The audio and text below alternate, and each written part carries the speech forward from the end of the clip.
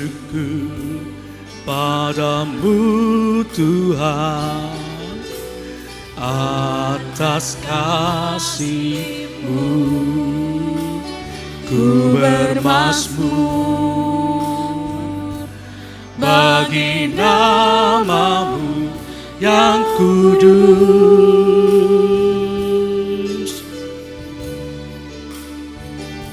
sebab Engkau kebenaranku, padamu ku percaya. Betapa mulianya Tuhanku, ku rindu mengatakan, tinggikan diri-Mu mengatasi langit, kebesaran-Mu Tuhan mengatasi bumi. Tinggikan diri-Mu mengatasi langit, kemuliaan-Mu Tuhan mengatasi bumi.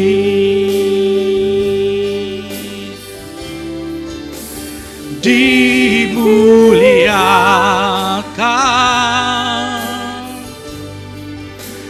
ditinggikan Yesus Tuhan, Yesus Tuhan. Kau Rajaku, Kau Raja yang bertata, yang bertata, yang berkuasa, yang berkuasa.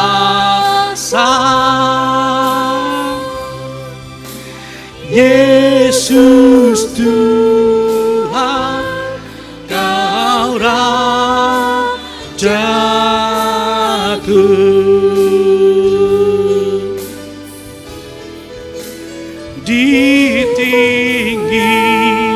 Ditinggikan, oh, dimuliakan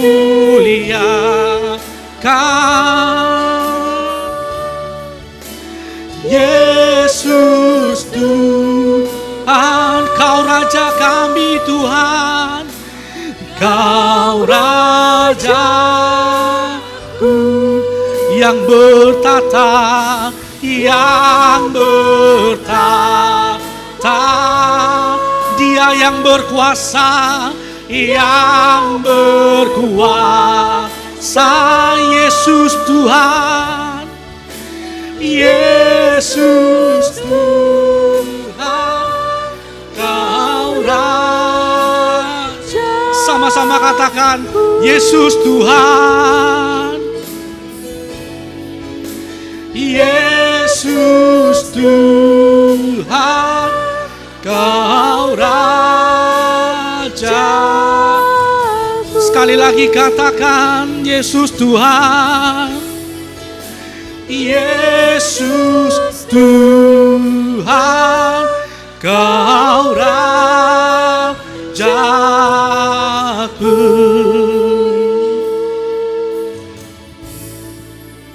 Sungguh Tuhan, pada pagi hari ini kami boleh datang menyembah Sang Raja, menyembah Tuhan, menyembah Bapa kami.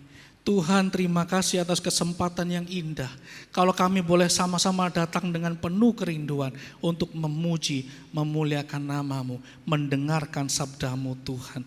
Biarlah kami boleh fokus Tuhan. Biarlah jemaat boleh serius sungguh-sungguh untuk meletakkan pikiran mereka untuk memuji, memuliakan nama Tuhan, menyenangkan hati Tuhan. Dan biarlah Tuhan melalui ibadah kami, Tuhan disenangkan dan jemaat boleh pulang membawa damai sejahtera. Kami serahkan ibadah kami dari awal hingga pada akhirnya. Terpuji nama-Mu Tuhan, dalam nama Yesus kami sudah berdoa. Amin. Jemaat dipersilakan untuk duduk. Kasih Allah kepada kita tidak akan pernah kita bisa balas. Dengan apa kita bisa membalas? Yang bisa kita lakukan adalah memuji Tuhan, memuliakan Tuhan, menyenangkan hati Tuhan.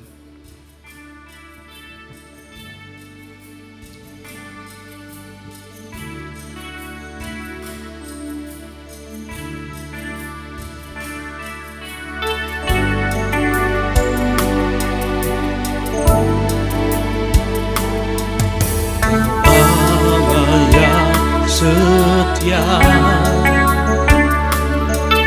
Bapa yang mulia,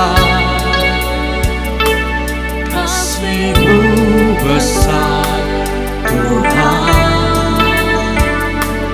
Kau pulihkan hidupku, Kaulah harapan hidupku, hidupku dalam-Mu. Terima kasih Tuhan, Kau selamatkan hidupku. Dengan apa kan ku balas segala kebaikan-Mu? Segenap hatiku menyembah-Mu Yesus, ku bersyukur padamu selamanya. Biarlah musik saja memuji Tuhan. Bapak Ibu jemaat yang dikasihi oleh Tuhan, renungkanlah betapa besar pengorbanannya bagi engkau dan saya. Apakah kita sudah mempergunakan hidup kita untuk menyenangkan hati Tuhan? Ataukah sering kali dalam kehidupan kita sehari-hari kita menyia-nyiakan kasih Tuhan? Marilah datang kepada Tuhan, Tuhan yang penuh kasih, Tuhan yang penuh rahmat, Tuhan yang penuh dengan pengampunan. Mintalah pengampunan kepada Tuhan apabila selama ini kau menyia-nyiakan hidupmu. Ingatlah bahwa Tuhan mengasihimu.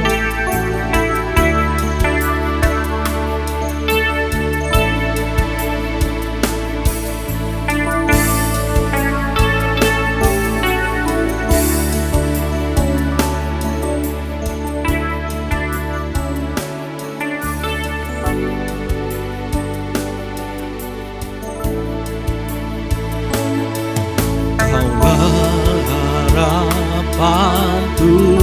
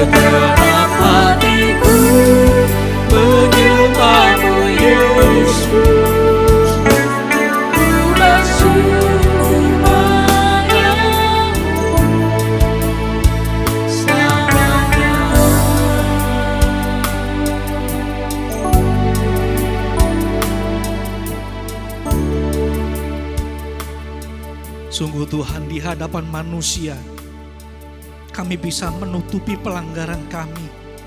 Kami bisa menutupi dosa kami.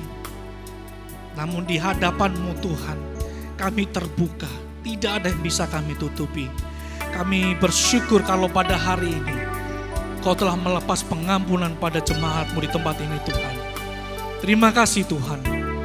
Terima kasih atas kebaikan-Mu. Terima kasih atas pengampunan-Mu. Terima kasih atas pengorbanan-Mu Tuhan. Dan biarlah kami boleh hidup seperti yang Kau mau. Amin. Jemaat dipersilakan untuk bangkit berdiri. Marilah kita ikrarkan pengakuan iman kita, pengakuan iman rasuli yang berbunyi demikian.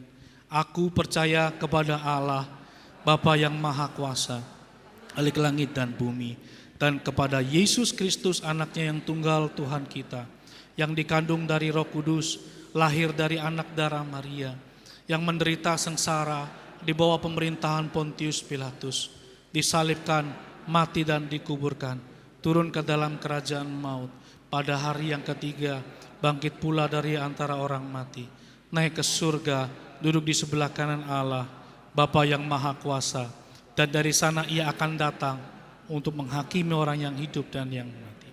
Aku percaya kepada Roh Kudus, gereja yang kudus dan am, persekutuan orang kudus, pengampunan dosa, kebangkitan tubuh dan hidup yang kekal. Amin. Mari berikan salam kepada kanan kiri depan belakang, katakan Tuhan Yesus baik. Tuhan Yesus baik.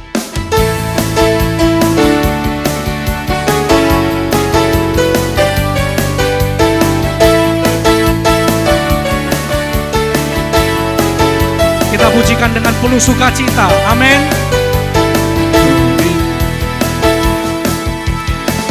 Diberi kuasa dari Raja mulia, menaklukkan musuh di bawah kakiku. Ku pakai kuasa dari Raja mulia, bila Allah ada bersamaku, siapa jadi lawanku? Sungguh besar Kau Tuhanku, Engkau perisai hidupku. Ku berdiri dengan iman, iman dalam Yesus Tuhan. Kau yang memberi kemenangan, ku bersorak merayakan. Terpujilah Engkau Raja, segala raja.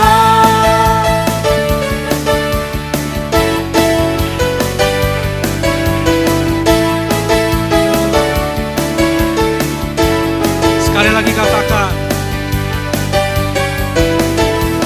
diberi kuasa dari Raja mulia, menaklukkan musuh di bawah kakiku. ku pakai kuasa dari Raja mulia, bila Allah ada bersamaku, siapa jadi Bila Allah- lawanku? Bila Allah ada bersamaku, siapa jadi? Sekali lagi katakan, bila Allah ada bersamaku, siapa jadi lawanku? Sungguh besar Kau Tuhanku, Engkau perisai hidupku. Ku berdiri dengan iman, iman dalam Yesus Tuhan. Kau yang memberi kemenangan, ku bersorak merayakan. Terpujilah Engkau Raja, segala raja. Terpujilah Engkau Raja, segala raja. Sekali lagi katakan, terpujilah Engkau Raja, segala raja. amin. Berikan sorak-sorai kepada Tuhan. Jemaat dipersilakan untuk duduk kembali.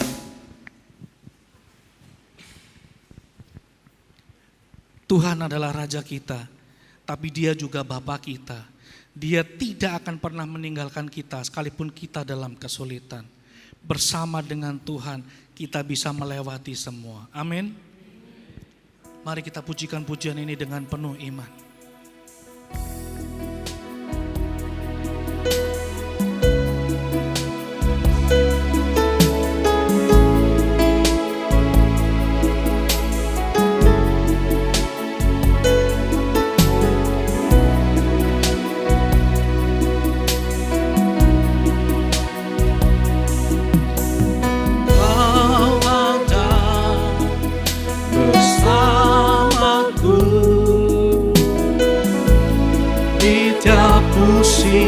Hidupku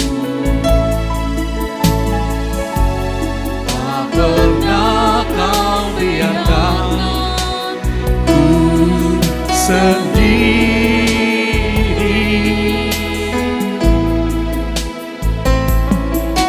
Kekuatan di jiwaku adalah bersamamu. Tak pernah ku ragukan kasih-Mu.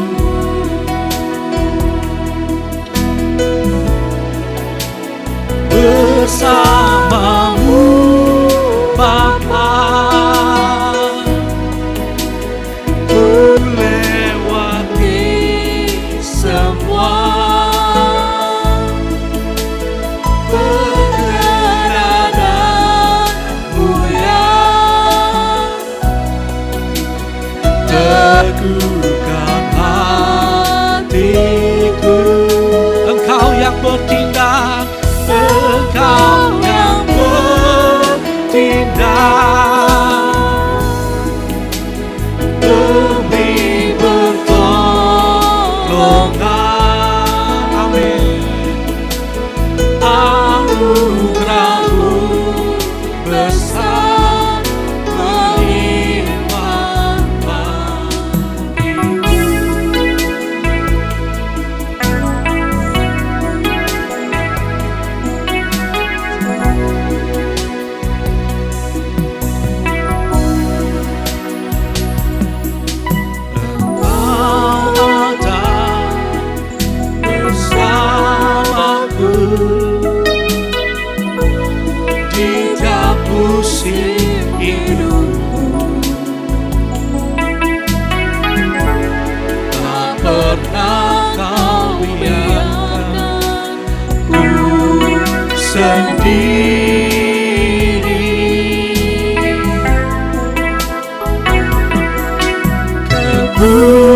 Kekuatan di jiwaku adalah bersamamu. Tak pernah ku ragukan kasih-Mu.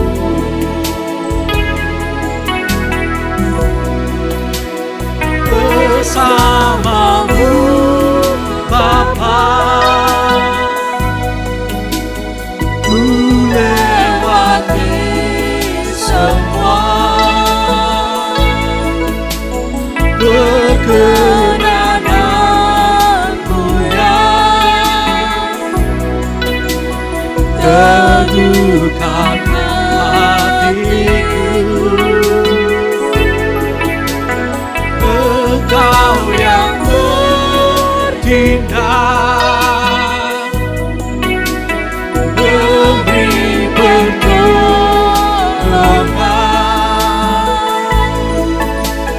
Anugerah-Mu besar melimpah bagiku. Anugerah-Mu besar, anugerah-Mu besar melimpah bagiku. Selanjutnya kami serahkan kepada gereja.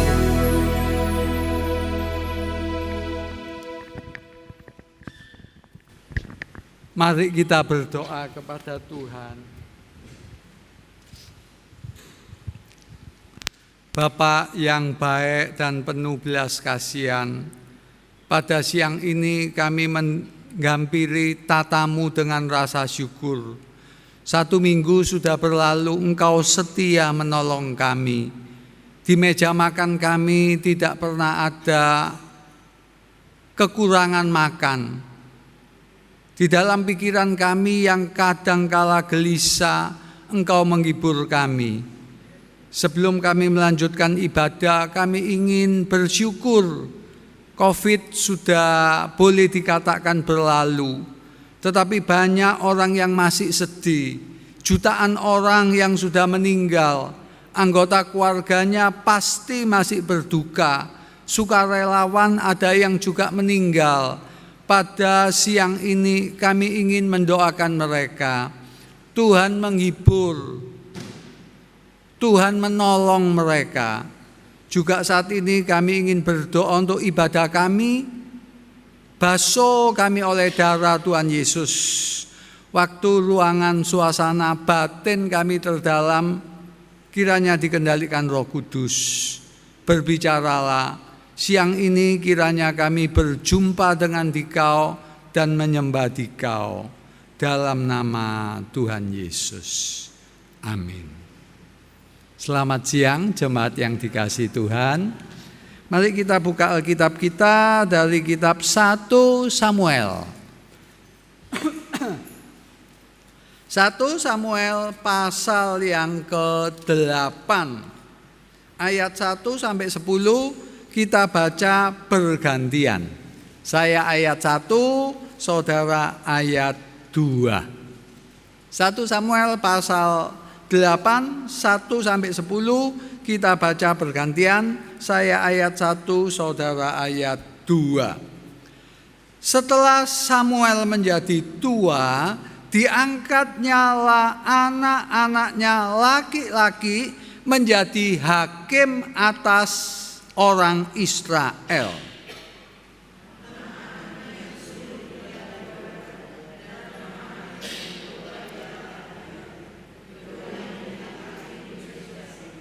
Ayat 3 ini penting. Tetapi anak-anaknya itu tidak hidup seperti ayahnya. Mereka mengejar laba, menerima suap, dan memutarbalikkan keadilan.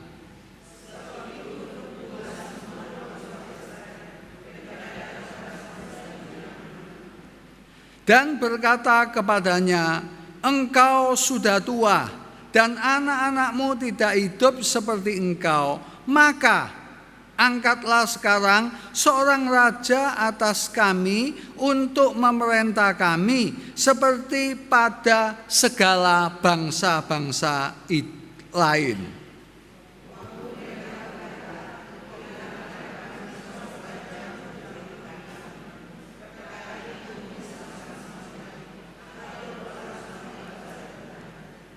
Tuhan berfirman kepada Samuel, dengarkanlah perkataan bangsa itu dalam segala hal yang dikatakan mereka kepadamu. Sebab bukan engkau yang mereka tolak, tetapi akulah yang mereka tolak, supaya jangan aku menjadi raja atas mereka.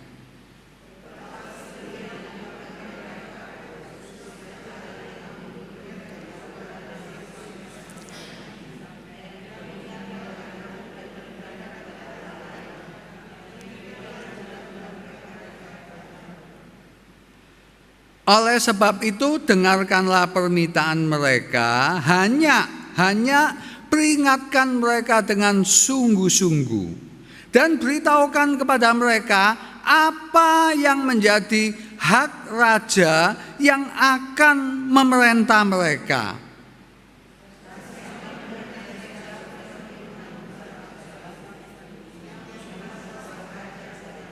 Ya, terima kasih. Sebelum saya memberitakan firman Tuhan, saya minta 2 hal.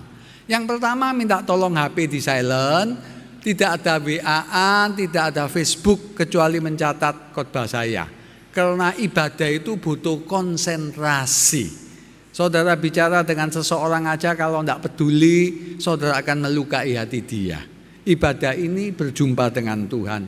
Yang kedua, saya minta tolong juga sahabat mungkin jangan ke kamar kecil. Kecuali untuk ibu bapak yang ada masalah dengan saluran kencing, saya pikir tidak apa-apa. Dua hal ini penting ya. Baik, ibu bapak, perjanjian lama itu cerita yang menarik. Banyak tokoh yang disampaikan secara narasi. Narasi itu cerita. Samuel adalah seorang hakim, seorang nabi, dan seorang imam. Hidup sekitar 3.000 tahun yang lampau. Ketika kita mempelajari 1 Samuel, kita harus tahu apa maksud penulis menulis kitab suci ini. Maksudnya ada beberapa hal. Pertama, menjelaskan tentang hakim yang terakhir dan hakim yang paling efektif itu adalah Samuel. Yang kedua, tentang pengangkatan Raja Saul. Yang ketiga, tentang Daud, raja yang terbesar. Jadi ada pengalian cara memerintah dari hakim-hakim menjadi raja, dari hakim menjadi monarki. Nah, pelajaran apa yang kita dapat dari 1 Samuel pasal 8 ini? Tema yang akan saya sampaikan yaitu apa? Orang Israel menolak Allah. Loh, aneh ya, kenapa minta raja kok disebut menolak Allah? Sebelum saya membahas itu, kebenaran dari pasal 8 ini akan saya sampaikan yaitu apa? Pertama, pelajaran dari keluarga Samuel. Ibu bapak, siapa kita di rumah, itulah kita. Tidak lebih, tidak kurang. Siapakah kita secara emosional, itulah kita. Tidak lebih, tidak kurang. Menarik Samuel ini, dia seorang hakim yang paling baik pelayanannya, seorang yang paling dekat dengan Tuhan. Tetapi yang menarik, anaknya kacau. Anaknya suka suap, kata ayat yang ketiga, suka suap dan memutarbalikkan keadilan. Kira-kira kenapa? Papanya rohani, anaknya tidak rohani. Ibu bapak yang dikasihi oleh Tuhan, apakah mungkin Samuel ini terlalu sibuk pelayanan sehingga tidak bisa mengatur anaknya? Atau kemungkinan yang lain, istrinya ini mama yang tidak baik. Menarik bicara tentang keluarga. Masa hakim-hakim itu masa yang gelap. Tetapi ada keluarga-keluarga yang baik. Contohnya keluarga Ruth. Ruth dengan Boaz itu satu keluarga yang harmonis dan yang baik. Yang kedua adalah keluarga daripada Simson. Papa mamanya Simson ini saleh. Yang ketiga, mamanya Samuel ini juga saleh, bernama Hana. Apakah mungkin istrinya Samuel ini kehidupannya kacau? Ada orang yang berkata, John Wesley dari Inggris berkata, aku lebih banyak belajar tentang kekristenan dari mamaku daripada semua ahli teologi di Inggris. Seorang berkata, apa yang dinyanyikan oleh seorang mama di ayunan bayi akan berlanjut sampai peti mati. Seorang lain berkata, akademi yang terhebat adalah lutut seorang ibu. Presiden Amerika yang sudah meninggal berkata, mereka yang memiliki ibu yang saleh tidak akan mengalami nasib yang malang. Mama, pengaruhnya penting untuk pembentukan karakter seorang anak. Penelitian dari Harvard menunjukkan juga sesuatu yang menarik. Anak umur sampai 18, kecerdasan sangat dipengaruhi papa mama. Tapi mama memegang peran lebih penting daripada papa. Apakah mungkin istrinya Samuel ini tidak rohani? Saya tidak tahu. Apakah mungkin Samuel ini terlalu sibuk? Alkitab juga tidak menjelaskan. Tapi yang pasti anaknya tidak baik kehidupan rohaninya. Saya kenal beberapa pendeta yang suami istri saleh, saudara. Sungguh-sungguh mencintai Tuhan, sungguh-sungguh melayani Tuhan. Tapi anaknya ada yang kena narkoba sampai hampir meninggal.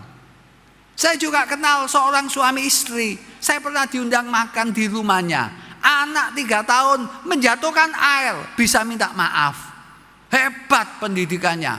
Papa mamanya saleh. Tapi anaknya ketika pindah ke Eropa, kena pergaulan bebas, berjudi dan melakukan banyak hal yang buruk. Saya juga kenal seorang yang saleh. Papa mamanya cinta Tuhan. Kekayaannya disumbangkan untuk mensponsori mahasiswa sekolah teologi. Tapi yang menarik saudara, apa? Yang menarik anaknya disekolahkan di barat. Anaknya menjadi ateis. Punya anak cuma 1, tapi anaknya menjadi ateis. Padahal papa mamanya sangat-sangat bagus. Pelajaran apa? Kadangkala anak kacau karena papanya sibuk pelayanan. Kadangkala anak kacau karena mamanya tidak rohani. Cuma kadangkala papa mamanya sangat rohani, tapi karena pergaulan yang buruk anaknya jadi kacau. Kita tidak tahu mengapa keluarga Samuel ini kacau. Tapi topik yang diberikan Pak Chandra kepada saya yaitu apa? Kenapa minta raja disebut menolak Tuhan? Nah, saudara harus tahu latar belakang. Ibu bapak, boleh saya memberi nasihat? Kalau ada pertengkaran di rumah tangga, kalau ada pertengkaran di gereja, kalau ada pertengkaran di tempat kerja, jangan pernah lupa meminta pendapat kedua belah pihak yang bertikai. Kalau tidak, sudut pandangnya berbeda dan itu akan saling merugikan. Tetapi belajar Alkitab harus memahami, loh aneh minta raja kok disebut menolak Tuhan. Saudara harus tahu latar belakang. Pertama, Tuhan tidak menolak raja. Kejadian 17, Tuhan bicara kepada Abraham, nanti dari kamu keluar raja-raja. Ulangan pasal sekian, nanti akan diberitahu Israel boleh mendirikan kerajaan. Loh, tapi kenapa ini minta raja disebut menolak aku? Masalahnya begini saudara, itu 3000 tahun yang lampau, yang namanya raja di sekeliling Israel itu banyak yang diktator, banyak yang semaunya sendiri. Contoh sederhana aja, kalau saudara lihat Kaisar Puyi abad 20 awal, kaisarnya masih kecil, tapi kalau dia memecahkan alat-alat keramik yang mahal, pegawainya yang dihukum. Loh, namanya raja. Jadi abad 3 sebelum Masehi itu raja betul-betul diktator, punya kuasa yang luar biasa. Sebab itu Tuhan omong, sudah tidak usah pakai raja. Nanti ada kerja paksa, ada militer, ada pajak. Yang repot nanti rakyat. Tapi orang Israel tetap berkata, minta raja. Tapi persoalan yang inti yaitu apa? Mereka omong gini, di zaman hakim-hakim kami banyak susah, kami banyak sengsara. Kenapa? Kami tidak punya raja. seperti sekeliling kami. Nah, ini yang namanya salah paham. Mereka menderita, mereka susah, bukan karena tidak ada raja, tapi karena berdosa. Saya ulangi lagi. Simpson, Gideon, Yefta, mereka hakim-hakim, mereka memerintah, tidak ada raja. Lalu mereka berasumsi, soalnya tidak ada raja, maka kami diperangi Filistin, kami kalah. Sebab itu harus ada raja. Masalahnya bukan di situ. Masalahnya yaitu apa? Orang Israel berdosa. Juga lihat kehidupan Kristen. Banyak orang Kristen kehidupannya seperti pengemis. Maksudnya pengemis apa? Yaitu tidak ada kekuatan rohani. Tapi tidak sadar itu karena dosanya. Tidak sadar karena kesalahannya. Saya pernah khotbah di satu gereja. Saya duduk di belakang panggung seperti ini. Ketika Pak Pendeta mau doa, saya lihat jam saya. Berapa lama sih berdoa dia syafaat. Saya lihat 8 sampai 9 menit. Saya lihat bagaimana orang berdoa. Di ujung sana balkon ada seorang pemuda yang main HP terus-menerus. Terus-menerus main HP. Dalam hati saya, siapa kamu? Siapa Tuhan? Tuhan, apa kau anggap temanmu main kelereng? Kalau saya jadi Tuhan, orang yang main HP waktu ibadah, saya beri serangan jantung. Mau apa? Orang yang main HP waktu ibadah, saya beri stroke supaya masuk. Di sini ada apa?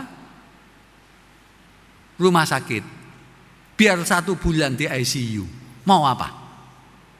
Saudara, Tuhan tidak begitu. Tapi yang jadi masalah, kalau saudara tidak menghargai dia, loh, ya Tuhan omong, kamu tidak menghargai aku. Sekarang doamu minta dijawab. Mimpi dah kamu. Mengapa kehidupan kita lemah? Mengapa kehidupan kita compang-camping? Mengapa kehidupan kita terlunta-lunta? Bukan karena Tuhan tidak maha kuasa, tapi karena kita memang tidak respect sama Tuhan. Yang kita cari adalah tangannya Tuhan. Kita tidak mau wajahnya Tuhan. Sebab itu ibadah ya gitulah. Doa ya gitulah. Baca Alkitab ya begitulah. Tapi kalau saudara memahami bahwa menghina Tuhan, meremehkan Tuhan, ceritanya ruwet saudara. Saudara masuk coba ke rumah saya. Lalu saudara duduk di ruang tamu saya, masih tidak apa-apa. Saudara masuk ke kamar saya, lalu meludahi kasur saya. Lalu habis itu saudara pulang, Pak Lim, tolong saya diberi pinjaman 1 juta. Saya akan lihat wajah saudara. Loh, kamu itu sehat tak otaknya? Betul ya? Habis meludahi ranjang saya, sekarang minta hutang 1 juta. Oh Pak Lim, Tuhan itu baik, Tuhan itu penuh kasih. Ya betul, baik, penuh kasih. Tapi saudara ingat istri Lot hanya noleh jadi tiang garam. Saudara ingat Belsasar, dia mempermalukan Tuhan. Perabotnya bait Allah dibuat pesta sambil memuja ilahnya. Apa yang Tuhan buat? Tuhan tidak main-main. Dikirim tangan saja menulis di temboknya. Mene mene tekel ufarsin. Kamu tak timbang, sudah keterlaluan. Tak disiplin kamu. Perjanjian baru, Yakobus dibunuh oleh Herodes. Petrus dipenjara, mau dibunuh oleh Herodes. Herodes pidato, ditepuk tangani. Ini suara Allah, bukan suara manusia. Tuhan omong cukup. Kamu jangan keterlaluan. Sama Tuhan apa? Kata Alkitab, seketika itu juga Herodes ditampar malaikat Allah. Yang tidak enak lagi diomongi. Dia mati dimakan cacing-cacing. Tidak usah ngomong gitu toh. Nyunjukkan Tuhan marah. Kita ini konsep-konsep terhadap Tuhan keliru. Allah itu kasih pengampun, oh jelas. Allah itu penuh anugerah. Allah itu penuh kebaikan. Kalau tidak, satu pikiran kotor saja, satu kebencian, satu dendam, mati saudara dan saya. Karena kesucian Allah. Jadi kesucian dan kasih karunia-Nya menyatu. Tapi tetap dia suci. Sebab itu ibu bapak, untuk apa saudara ke gereja? Cari khotbah yang baik, cari lagu yang baik, tidak salah. Tapi yang lebih penting, cari wajahnya Tuhan. Jangan cari tangannya Tuhan saja. Tuhan tahu kalau diperalat. Coba saudara datang ke rumah saya, Pak Lim utang ya, Pak Lim pinjam mobilnya ya, Pak Lim titip makanan di kulkas ya. Loh, datang kok minta tolong terus? Ya orang bosen toh. Tapi orang banyak ke gereja hanya untuk meminta pertolongan. Apakah salah? Ya tidak toh. Minta tolong kok salah, apalagi dia bapak kita.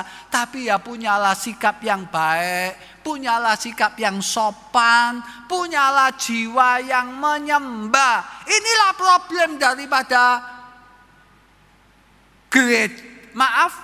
Israel waktu itu minta rajanya tidak apa-apa. Tapi dibalik minta raja itu dia meremehkan Tuhan. Perlu raja yang memerintah supaya tidak kalah dalam perang. Tapi sebetulnya Tuhan omong masalahnya bukan raja. Raja dan hakim boleh, tapi aku yang memberi kemenangan. Ibu bapak, di musim pandemi ini bagaimana ekonomi saudara? Ketika ekonomi kita seret, apakah kita coba lari ke feng shui? Apakah kita coba lari ke primbon? Apakah kita coba lari ke orang-orang pintar? Saya usul jangan pernah. Kalaupun kita kesulitan ekonomi, berdoalah, minta nasihat orang, berusahalah. Tuhan tidak akan menterlantarkan saudara dan saya. Betul? Rambut kepala dihitung semuanya. Seorang pengkhotbah berkata dengan baik, kita ini loh tidak pernah ngitung rambut yang rontok. Kita ngitung uang, ngitung binatang yang kita pelihara. Kita menghitung rumah kita. Mana kita ngitung rambut kita? Tapi maksudnya Tuhan peduli. Sebab itu hati-hati dengan permintaan. Kadangkala ada orang yang berkata, Pak Lim, kalau gereja besar itu pasti diberkati Tuhan. Kalau gereja banyak uang pasti diberkati Tuhan. Jawaban saya dua, bisa ya, bisa tidak. Bisa ya karena sungguh-sungguh taat sama Tuhan, diberkati secara kuantitas dan kualitas. Diberkati secara materi. Tapi bisa juga orang datang ke gereja diiming-imingi berkat, diiming-imingi pertolongan. Dan yang menarik, sungguh-sungguh tertolong. Di HP saya ini ada seorang pendeta yang minta beli pesawat baru saudara. Pesawat itu harganya 54 juta US dollar. Kalikan 15.000. Berapa ratus M. Yang menarik dia sangat-sangat kaya. Mengapa? Jawaban saya, otak saya terlalu kecil untuk memahami Tuhan. Satu pendeta gajinya tidak umum. Satu pendeta yang lain gajinya kecil sekali. Seakan-akan Tuhan tidak adil. Saudara, saya punya 3 orang yang saya hargai. Minimal, masih ada yang lain. 1 teman SMA saya. Pada waktu SMA, orang ini biasa karakternya. Tapi sekarang seumur dengan saya, secara materi kaya. Kaya termasuk tambahin sekali. Tapi karakternya tambah baik. Bingung saya yang belajar teologi. Tambah kaya, karakternya tambah baik. Yang kedua, teman saya waktu pelayanan sama-sama tahun 80-an. Stabil karakternya, justru makin baik menurut saya. Yang ketiga, tidak bisa saya sebut teman. Dia itu jemaat biasa, minta tolong saya doa. Saya pernah diundang ke rumahnya, dia minta didoakan karena apa? Karena kolab. Hutang banyak, uangnya ditipu sama orang, kira-kira gitu. Dia tidak salah. Yang menarik, uangnya juga dihutangi dengan 2 pendeta. 2 pendeta, saudara. Dan pendeta ini bukan pendeta main-main. Pendeta punya kelas. Berapa tahun kemudian saya iseng-iseng telepon dia. Halo, bagaimana? Hutangmu selesai? Oh, belum Pak Lim. Saya masih mencicil bank 15 tahun. Bayangkan saudara, 15 tahun. Ya memang dari segi M tidak terlalu besar. Tapi cicilannya 15 tahun saya dengar aja mumet sudah. Lalu saya omong gini, ya Pak, pendeta itu tidak kamu tagih dah hutangnya. Sebetulnya tidak banyak. Tapi kok tidak kamu tagih? Saya ingat dia omong sama saya begini. Pak Lim, sudah abaikanlah, lupakan. Tidak usah dipikiri lagi. Kaget saya saudara. Seorang penginjil dinasihati jemaat biasa. Wes gak usah, biar lo dia tidak bayar. Yang menarik saudara, berapa bulan yang lampau dia meninggal. Meninggal karena apa? Karena kanker.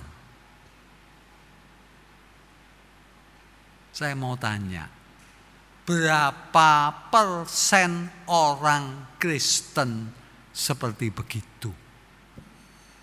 Ngikut Tuhan sungguh-sungguh, dilukai, tidak kecewa. Kalau saudara dilukai sama 2 pendeta saja, mungkin kita sudah tidak mau ke gereja lagi, betul?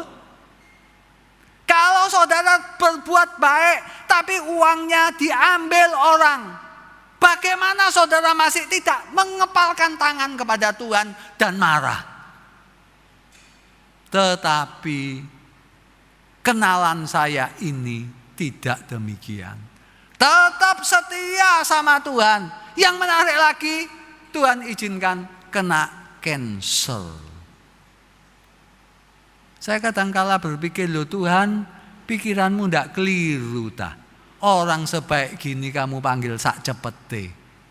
Kan ada 1-2 orang Kristen yang nakal, memimpin gereja, menjadi pengurus gereja, tapi selingkuh, mencemarkan namamu, hutang sana, hutang sini, tidak membayar. Loh, kok tidak disambar petir saja orang seperti gitu? Kok hidupnya masih diperpanjang? Inilah yang saya sebut misteri Tuhan. Termasuk peristiwa Samuel ini. Kenapa dia yang saleh? Anaknya tidak saleh. Tapi bukan itu saja. Kenapa Israel dibiarkan bergejolak terus? Dan ketika meminta raja, Tuhan berkata melalui Samuel, yang ditolak itu bukan kamu Samuel, tapi saya yang ditolak.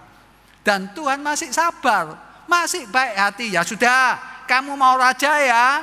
Sekarang saya beritahu saudara, nanti akan ada kerja paksa, ada wajib militer, dan ada pajak. Kamu akan menderita loh.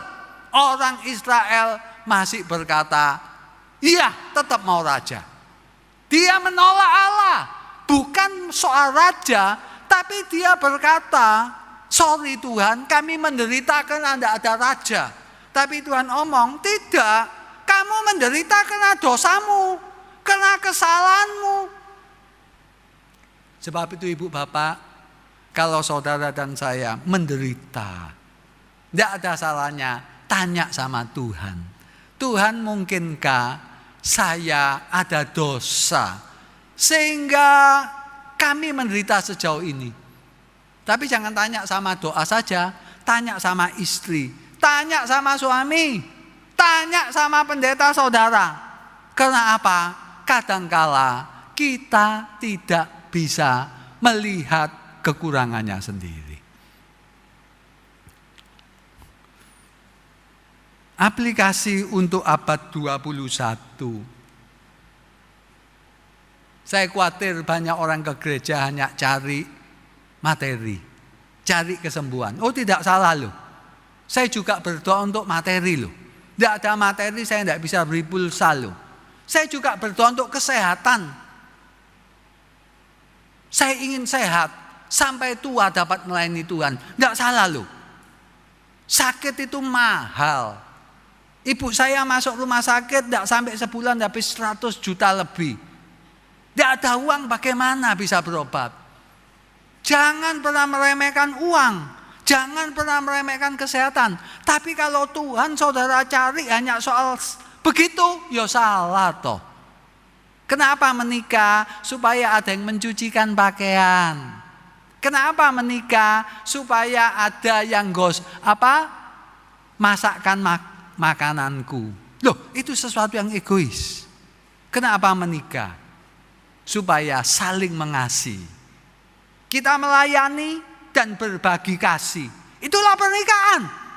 Kalau kita hanya mau cari orang bisa nyuci, orang bisa masak, pembantu, sebulan 2 juta sudah cukup. Demikian pula untuk apa kita ke gereja?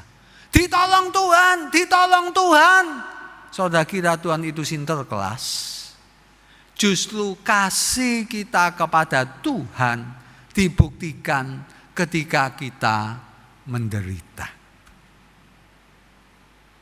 Sebab itu gereja besar apakah pasti rohani? Tidak tentu saudara.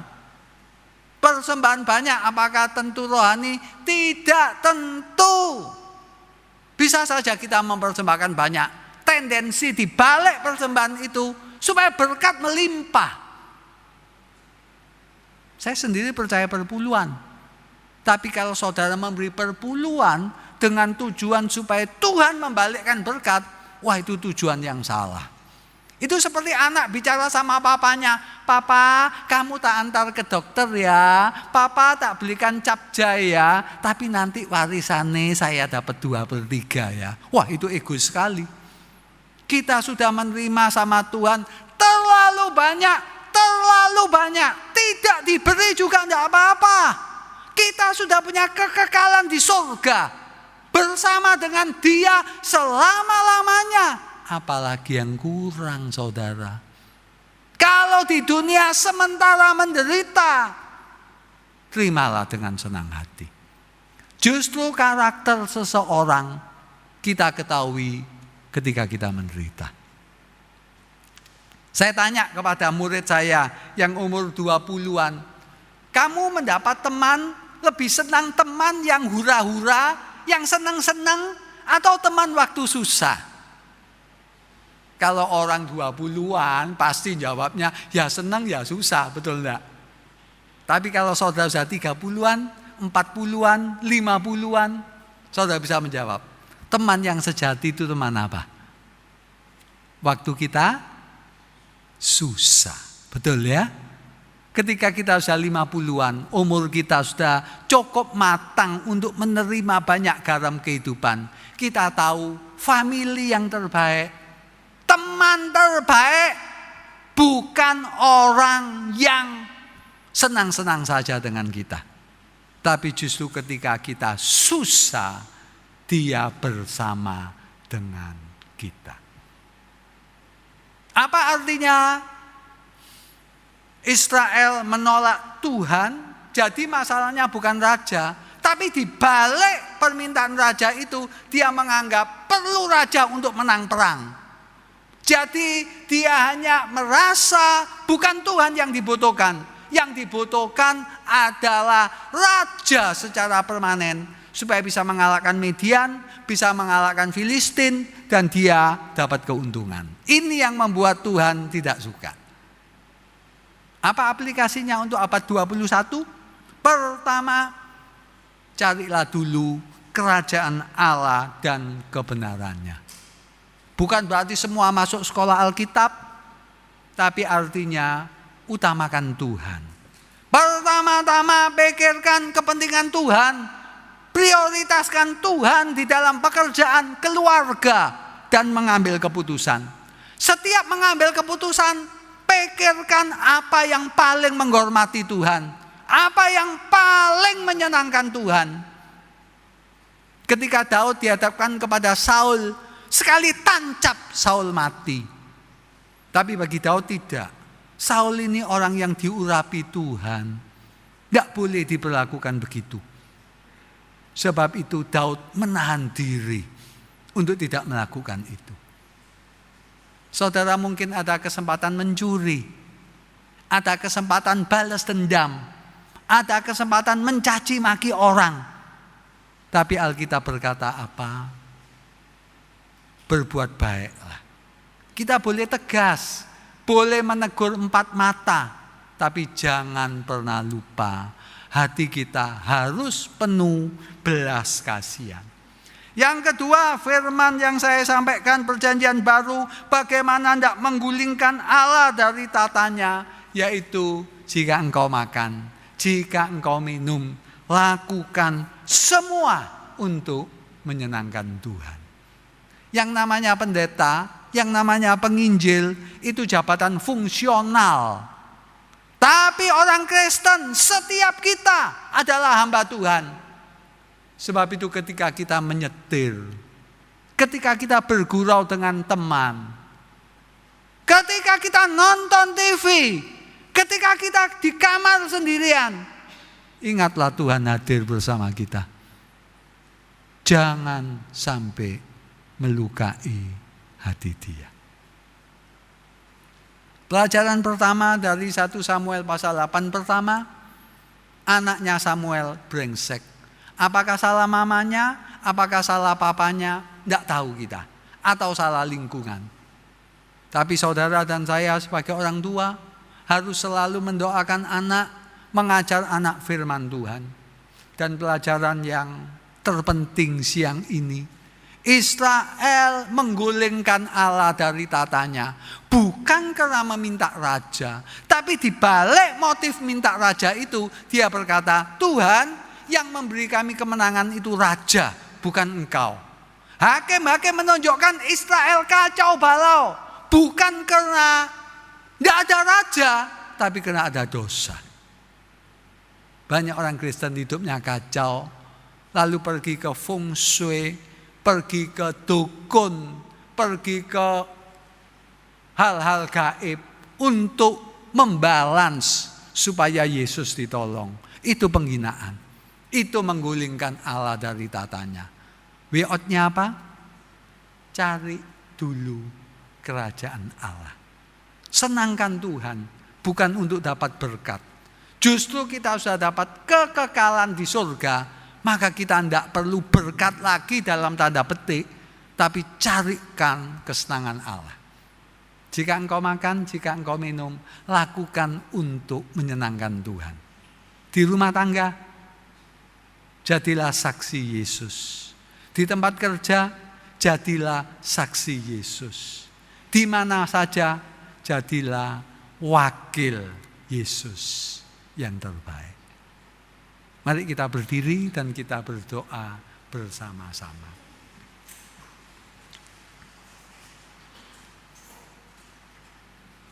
Ibu bapak yang dikasihi Tuhan, Samuel ini hakim, dia nabi, dia juga imam, seorang yang sukses, betul-betul sukses. Tapi dia punya 2 anak yang nakal. Bagaimana dengan anak kita? Mari kita doakan anak kita. Yang kedua, Israel menolak Allah sebagai rajanya. Lembaga monarki tidak dilarang oleh Allah, tapi di balik penolakan itu mereka berkata raja yang menyelamatkan, Tuhan tidak. Apakah di batin kita juga berkata yang menyelamatkan kita adalah uang, yang menyelamatkan kita adalah orang pangkat, dan kita sering mengabaikan Tuhan. Sebab itu kita beralih ke ilmu-ilmu yang lain supaya dapat pertolongan. Mari dalam 1-2 menit ini saudara meresponi firman Tuhan.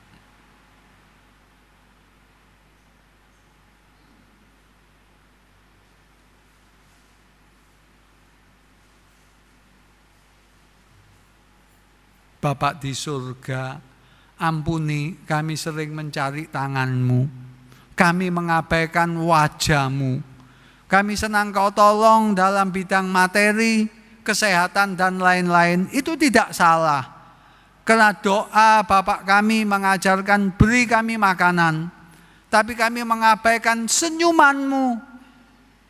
Kami sering mendukakan Dikau, ampunilah. Penuhi kami dengan Roh-Mu. Berkati Pendeta Chandra dengan tim di tempat ini. Keluarganya masing-masing Kau beri sukacita, damai sejahtera-Mu. Juga semua pengurus, semua sukarelawan, semua jemaat di tempat ini ada kesusahannya masing-masing. Tuhan hibur, Tuhan lawat. Dan yang terpenting, jadikan kami pelaku firman-Mu. Ini doa kami dalam nama Yesus yang sudah mati untuk kami. Amin. Silakan duduk. Waktu dan tempat saya kembalikan ke worship leader ya.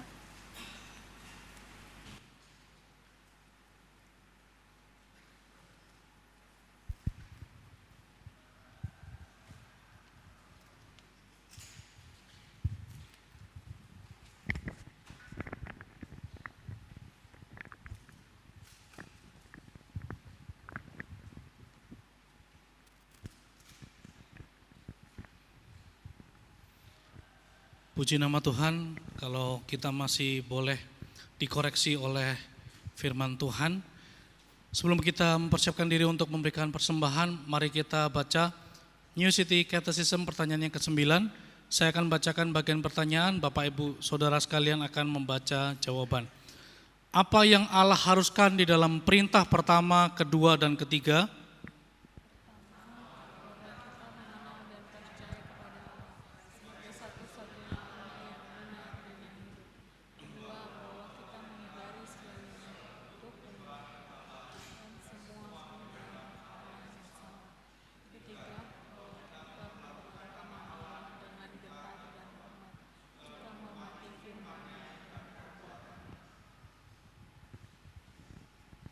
Mari kita persiapkan yang terbaik. Kita memberi bukan untuk diberkati, kita memberi karena kita sudah diberkati. Amin. Mari kita persembahkan yang terbaik dengan penuh sukacita.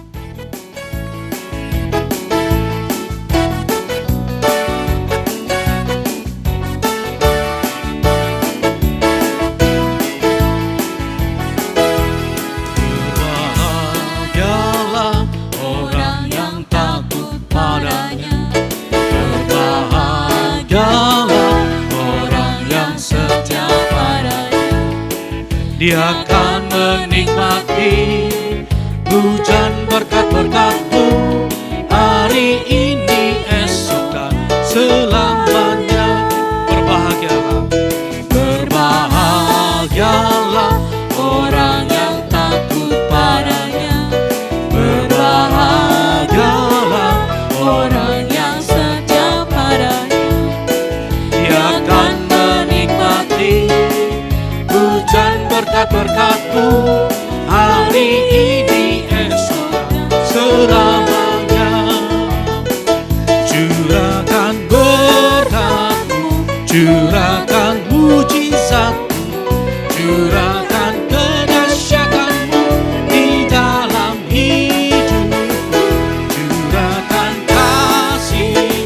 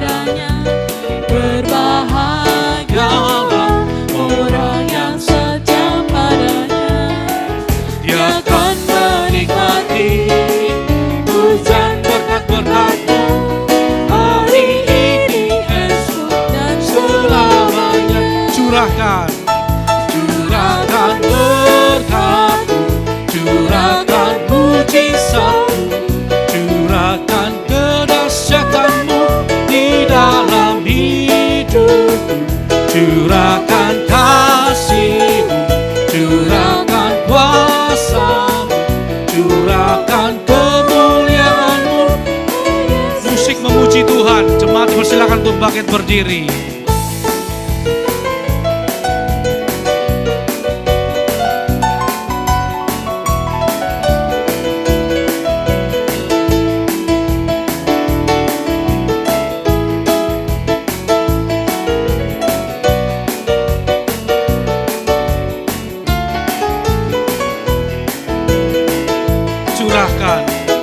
Curahkan berkat-Mu, curahkan mujizat-Mu, curahkan kedahsyatan-Mu di dalam hidup.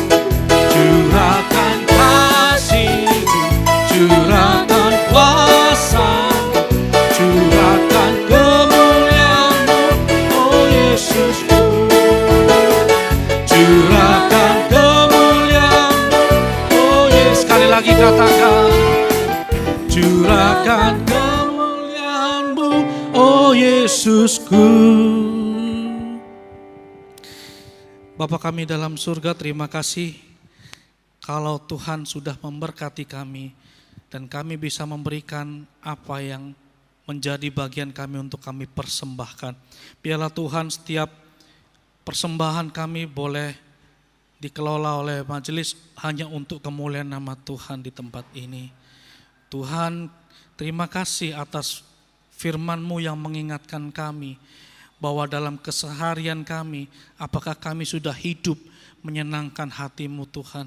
Dalam pekerjaan kami, dalam apapun yang menjadi posisi kami, tanggung jawab kami, adakah kami sudah melakukannya untuk kebenaran dan juga menyenangkan hati Tuhan.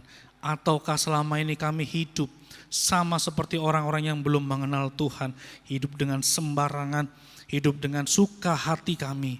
Tuhan, ampuni kami apabila kami masih melakukan hal yang seperti itu. Biarlah pada hari ini sampai seterusnya kami boleh diingatkan Tuhan untuk boleh hidup seturut dengan kehendak Tuhan, dan kami boleh hidup hanya untuk kemuliaan nama Tuhan dan menyenangkan hati Tuhan. Tuhan, kami juga berdoa untuk masa-masa kampanye dan pemilu, pemilihan presiden.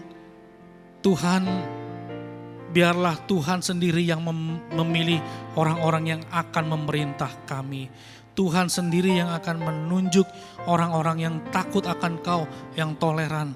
Tuhan, biarlah Tuhan sendiri yang berotoritas atas negara kami Indonesia. Dan kami berdoa biarlah para pemimpin kami boleh membawa Indonesia untuk seturut dengan kehendak Tuhan, untuk lebih makmur, lebih maju lagi ya Tuhan. Tuhan, terima kasih Tuhan atas ibadah pada pagi menjelang siang hari ini. Segala hormat, pujian, kemuliaan hanya bagi nama-Mu. Dalam nama Yesus kami sudah berdoa. Amin. Mari kita pujikan doksologi dan doa berkat akan disampaikan oleh Pendeta Chandra Udayana.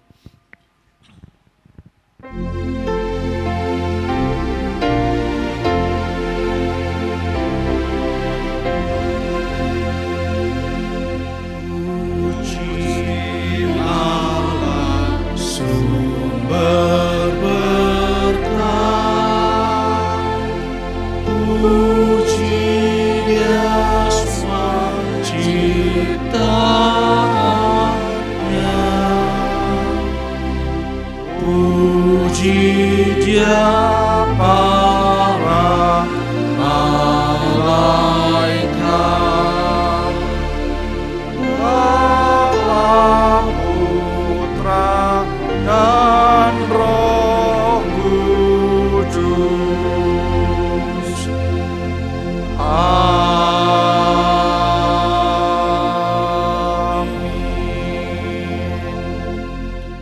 Bapak Ibu Saudara yang dikasihi oleh Tuhan, mari kita undur dari ruangan ibadah ini, kembali ke rumah kita masing-masing, kembali ke tempat pekerjaan kita.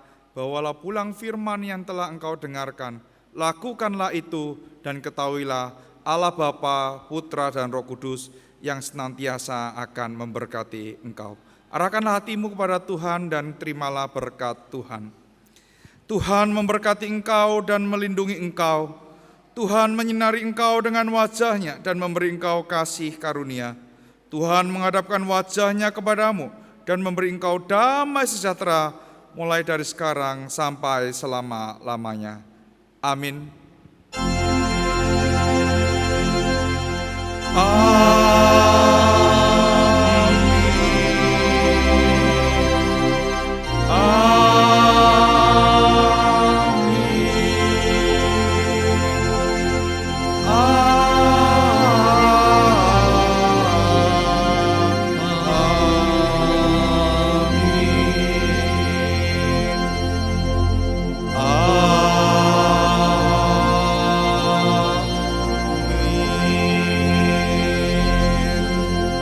Silakan duduk, silakan mengambil saat teduh, dan mohon kesediaannya tunggu sebentar untuk mendengarkan beberapa warta gereja.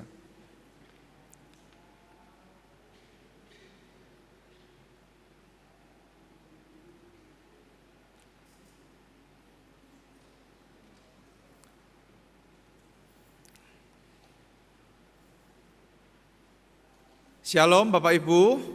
Pertama-tama saya mewakili majelis, hamba Tuhan dan jemaat Gereja Kristen Kalam Kudus Kupang Jaya mengucapkan terima kasih untuk penginjil Lim Kahok yang sudah melayani kita dalam ibadah hari ini.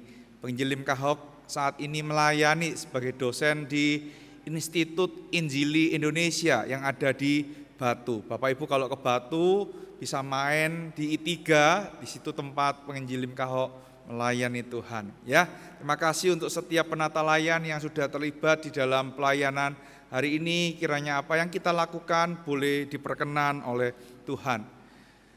Mengingatkan Rabu ini adalah Rabu pertama, maka kalau Rabu pertama ibadah doanya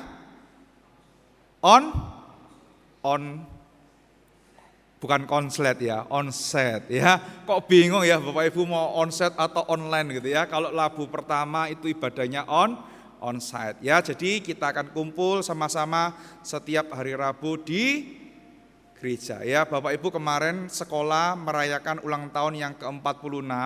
Di dalam kunjungannya BPKKI pusat itu ngomong, Pak, rumah di belakang, maksudnya di samping sekolah TK dan SD itu di tengah-tengah itu enggak bisa dibeli ta. Kita mau beli, tapi yang punya enggak mau jual, ya kan? Nah, ya apa caranya? Doa. Ya. Gereja kita ya salah satunya adalah kurang berdoa. Ya. Bapak Ibu, Pendeta William Lim itu di dalam ucapan syukur pembukaan peresmian gedung GKA Gloria Galaksi itu, setiap kali doa Sabtu pagi mereka pingin beli gedung yang sebelah. Mereka kumpul sama-sama doa tumpang tangan kalau boleh Tuhan berkenan supaya bisa dibeli. Sampai sekarang sudah dibeli Pak. Karena apa? Doa. Ya, mari saya mengundang Bapak Ibu jemaat untuk sama-sama berdoa. Kelihatannya kok sepele, doakan persiapan ibadah hari Minggu, kita doakan untuk pelayan-pelayan yang melayani, ya. Tapi kalau tanpa doa, semuanya tidak akan bisa berhasil dengan baik. Ya, oleh karena itu saya mendorong. Jadi yang didoakan jemaat-jemaat yang sakit dari dulu sekarang kok tidak kelihatan perubahan.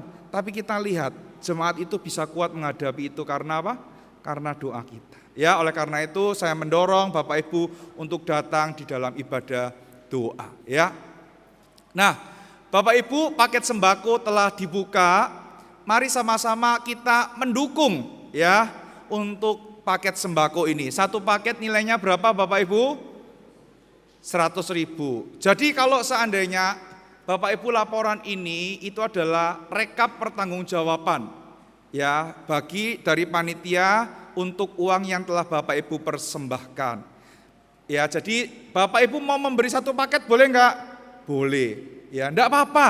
Jangan merasa aku satu paket, Pak Chandra 5 paket, ini 10 paket, enggak usah minder. Karena kita memberi berdasarkan kemampuan kita dan pergumulan kita dengan Tuhan. Oleh karena itu doakan baik-baik mau beri berapa paket ya. Boleh dimulai hari ini dipersembahkan kepada siapa? Dititipkan kepada Bu Yusi ya. Jadi pulang kalau sudah siap, sudah doakan, Bu Yusi saya 5 paket. Minggu depan digerakkan lagi 50 paket. Iya monggo ya. Itu paket sembako ya. Jadi isinya apa Bapak Ibu? Sekarang beras berapa? 15.000 ya, 1 kilo ya. Kalau berasnya Bulog mungkin 10.000, 12.000 ya kan. Tapi ya kualitasnya jauh gitu ya. Beras mahal, kita mau berbagi berkat bagi masyarakat yang ada di sekitar kita ya. Oke. Nah, jimpitan sosial ini jangan lupa khusus untuk jemaat Bapak Ibu ya.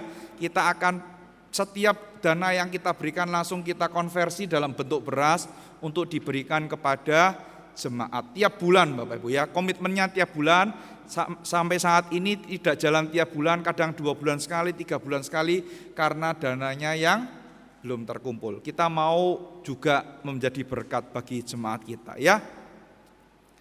Oke, mobil gereja ya tolong terus doakan supaya bisa kita lem biru Bapak Ibu ya, lempar dan beli baru gitu ya.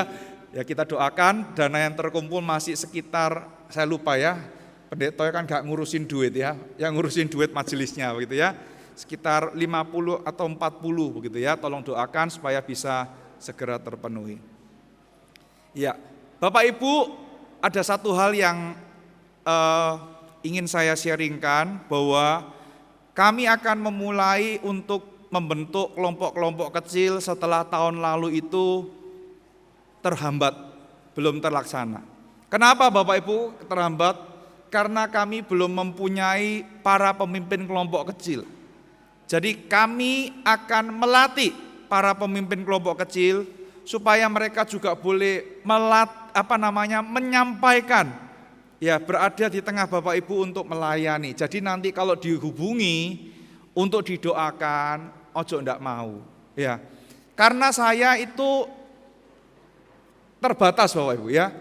Nah kalau kelompok A minta saya, kelompok B minta saya, kelompok C minta saya. Sementara saya kayak Kemis ini Bapak Ibu harus ikut training guru sekolah minggu di saat.